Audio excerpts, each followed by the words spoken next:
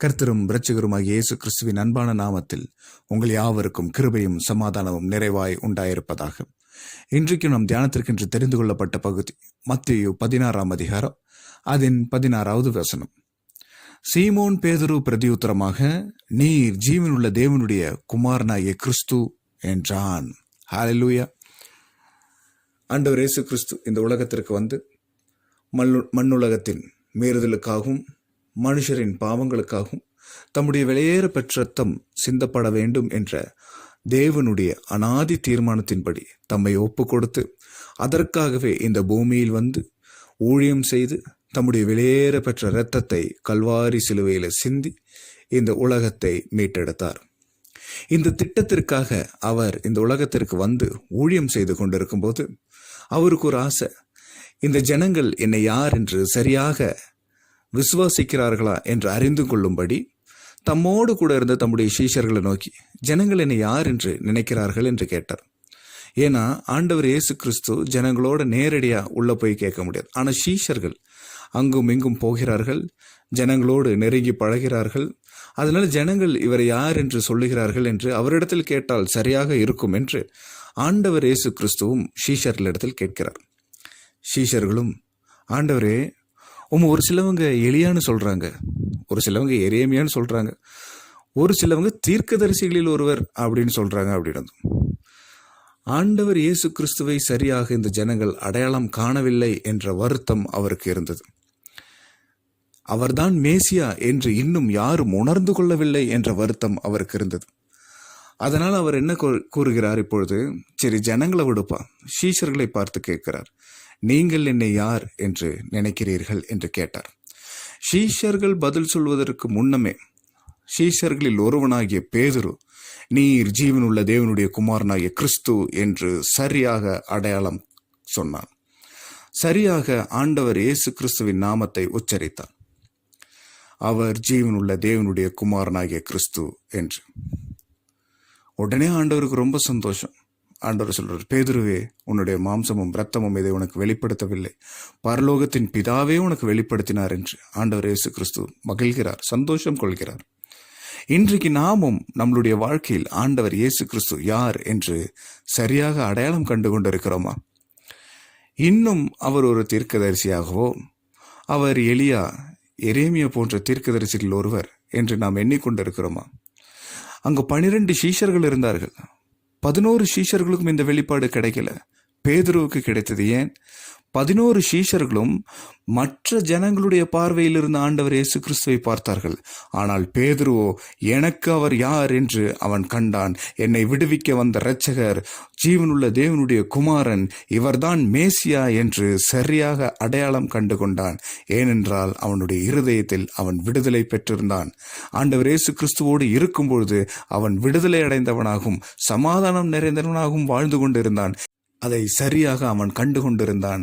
அதை நேரடியாக ஆண்டவர் இயேசு கிறிஸ்துக்கு முன்பாக, ஆண்டவரே, நீர் ஜீவனுள்ள தேவனுடைய குமாரனாகிய கிறிஸ்து, மேலே வானத்திலும் கீழே பூமியிலும் உம்முடைய நாமமே அல்லாமல் வேறு எந்த நாமத்திற்கும் ஒரு அதிகாரம் கொடுக்கப்படவில்லை, நீர் தான் எங்களை விடுவிக்க வந்த மேசியா என்று அடையாளத்தை அவன் கண்டு கொண்டான். ஆண்டவர் அவனை ஆசீர்வதிக்கிறார். இன்றைக்கு நம்மளுடைய வாழ்க்கையிலும் ஏன் இன்னும் ஒரு சில கட்டுகளிலிருந்தும் ஒரு சில பலவீனங்களிலிருந்தும் நீங்க முடியாமல் இருக்கிறது? ஒரு சில காரியங்களில் இன்னும் ஏன் நாம் விடுதலை பெற முடியாமல் இருக்கிறோம்? காரணம், நம்மளுடைய இரட்சகரை நாம் சரியாக அடையாளம் கண்டுகொள்ளவில்லை. வானத்தையும் பூமியும் சிருஷ்டித்த சர்வவல்ல தேவனுடைய ஒரே பேரான குமாரனாகிய கிறிஸ்து, வானமும் பூமியும் வார்த்தையினால் சிருஷ்டித்தவர், சகலத்தையும் ஆண்டவர் இயேசு கிறிஸ்துவுக்காக சிருஷ்டித்தவர். இதோ அவரையே இந்த உலகத்திற்கு தந்திருக்கும் போது, அவருடைய வார்த்தைக்கு காற்றும் கடல் அலைகளும் கீழ்ப்படியும் போது, அவருடைய வார்த்தைக்கு பிசாசுகள் ஓடும் போது, அவருடைய வார்த்தையில் நோய்கள் சுகமாகின்ற, பலவீனனாய் வருகிறவன் அவருடைய வார்த்தையை கேட்டு பலவான் என்று சொல்லி அவன் திரும்ப செல்கிறான். குருடர்கள் பார்வையடைகிறார்கள், முடவர்கள் எழுந்து நடக்கிறார்கள். 38 வருஷம் எழும்பி நிற்க முடியாத ஒருவன் எழும்பி தன் படுக்கையை எடுத்துக்கொண்டு போகிறான். அந்த பலன் எப்படி வந்தது? ஆண்டவருடைய வார்த்தையினால் வருவது. இதோ நம்மளுடைய வாழ்க்கையிலும் ஒரு விடுதலை வர வேண்டும் என்றால் ஜீவனுள்ள தேவனுடைய குமாரனாகிய கிறிஸ்துவின் வார்த்தைகள் நம்மளுடைய இருதயத்தில் பற்றி கொள்ள வேண்டும். இதோ அவர் பேசும்போது நம்மளுடைய இருதயம் கொழுந்துவிட்டு எரியவில்லையா என்று சீஷர்கள் கூறுகிறார்கள். அதேபோல் அவருடைய வார்த்தைகள் ஒவ்வொன்றும் நம்மளுடைய இருதயத்தில் இருக்கும்போது நம்மளுடைய இருதயமும் கொழுந்துவிட்டு எரிய வேண்டும். பரலோக ராஜ்யத்தின் காரியங்களை நாம் சிந்திக்க வேண்டும். இதோ மாம்சத்தின் காரியங்களை நோக்கி கொண்டே கிறிஸ்துவை நாம் பார்க்கும்போது அவர் ஒரு தீர்க்கதரிசி போலதான் தெரிவார். ஆனால் என்னை விடுவிக்க வந்த இரட்சகர் என்று அவரை காணும்போது அப்பொழுதுதான் நம்மளுடைய வாழ்க்கையிலும் நமக்கும் ஒரு பெரிய விடுதலை உண்டாகும். இதோ நாம் உலகத்திற்குரியவர்கள் அல்ல, பரலோக ராஜ்யத்திற்குரியவர்கள். அந்த பரலோக ராஜ்யத்தை நாம் சுதந்திரித்துக் கொள்ள வேண்டும் என்றால் ஜீவனுள்ள தேவனுடைய குமாரனாகிய கிறிஸ்துவை நாம் விசுவாசிக்க வேண்டும். அந்த விசுவாசத்தில் நாம் நிலைநிற்கும் போது அவர் அனுப்பின பரிசுத்த ஆவியானவர் நம்மை நிரப்பி அவருடைய பாதைகளில் நடத்த வல்லவராயிருக்கிறார். இதோ இன்றைக்கும் உங்களுடைய வாழ்க்கையில் ஆண்டவர் இயேசு கிறிஸ்துவை சரியாக அடையாளம் கண்டு கொள்ளுங்கள். அவர் யார் என்பதை நீங்கள் உணர்ந்து கொள்ளுங்கள். மரித்த லாசருவை உயிரோடு எழுப்பினவர், கடலின் மீது நடந்தவர், சகலத்திற்கும் அதிகாரம் உள்ளவர். பிசாசுகள் அவரை கண்டு நடுங்கும், சாத்தானின் தலையை நசுக்கினவர்.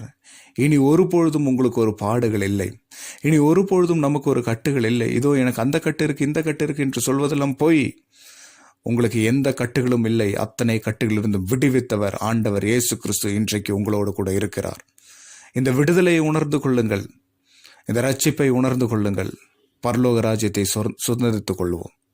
இதோ அவருடைய வருகை மிக மிக மிக சமீபமாயிருக்கிறது. அவர் ராஜாதி ராஜாவாய் வானத்திலே தோன்றும் பொழுது நாம் யாவரும் அவருடனே கூட சேர்த்து கொள்ளப்படுவதற்கு அவரை சரியாக அடையாளம் கண்டு கொள்ளுங்கள். இப்பிரபஞ்சத்தின் காரியங்களுக்காக அவரை தேடாதிருங்கள். இதோ வானத்தையும் பூமியும் சிருஷ்டித்தவர் கிறிஸ்துவின் நாமத்தினாலே நம்மையும் போஷிக்க வல்லவராயிருக்கிறார்.